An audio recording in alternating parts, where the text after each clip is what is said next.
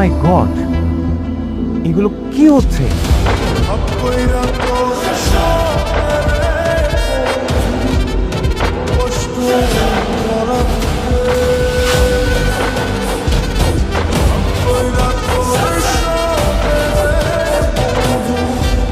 এদের সবাইকে দেখে তো ইন্টারন্যাশনাল মাফিয়া মনে হচ্ছে। এদের সাথে গোলামের কানেকশন।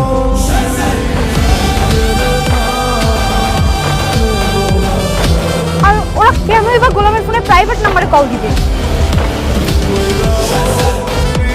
সবাই কেন গোলামকে এত সম্মান করতে? রহস্য এই গোলামের মধ্যে।